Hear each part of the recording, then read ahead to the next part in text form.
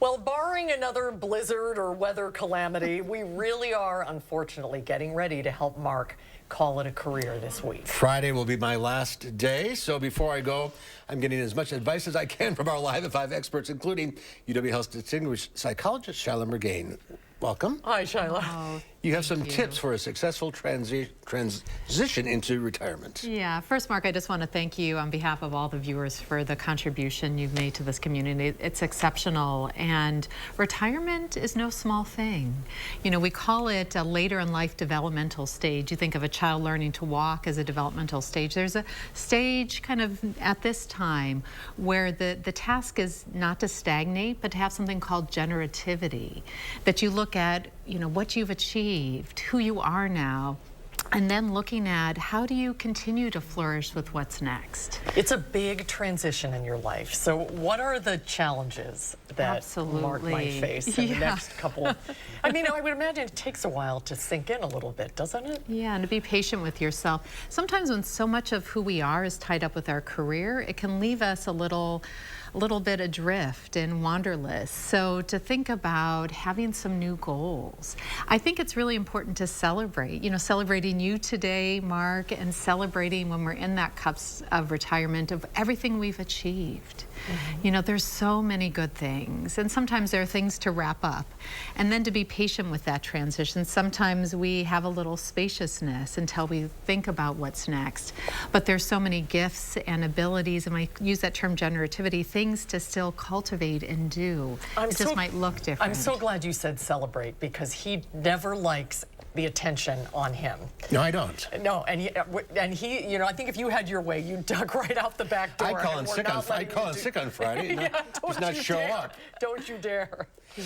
So I guess you need to embrace the challenges and the changes. And find new ones, right? Right. It's really a new chapter, a new normal. It's going to look a lot different, but it can be equally sweet. There's a concept called de-aging, that although our body is aging, our spirit and soul can continue to flourish and even grow brighter. And we think about, you know, retirement, all these experiences we've had, to take the time to celebrate, but then think about, with all this wisdom and ability, like what's next, and look for those opportunities. Particularly with this job, all of the opportunities I've had and the places I've gone and the work we've done together. But you've had not much capacity to do the things you want to do. Right. So now you get an opportunity to kind of take a little review and decide what you want to do for yourself. Yeah.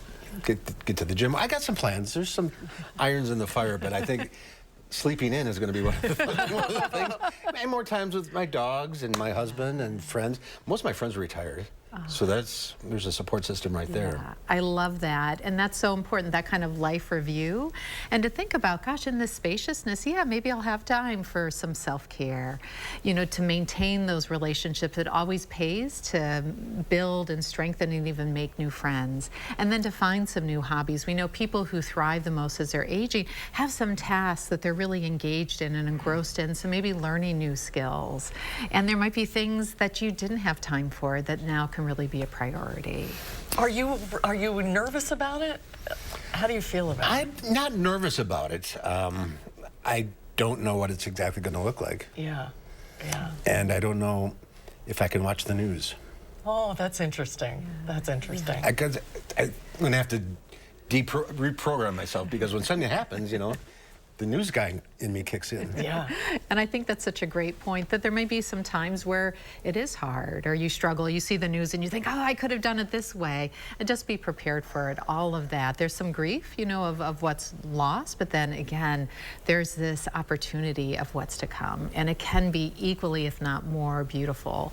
And there's so many ways to do retirement, and you just find your own unique way. I mean, it's such a platitude, but it is true that every ending is a beginning.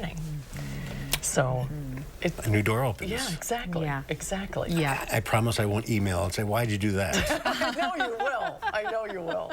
It has been a pleasure and honor to work with you. gone through a lot. Babies.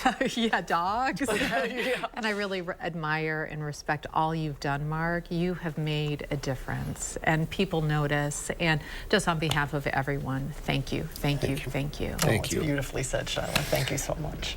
Your turn. Are you okay? Okay. Good to see you. Thank you. Yeah. We'll be right back. Yeah.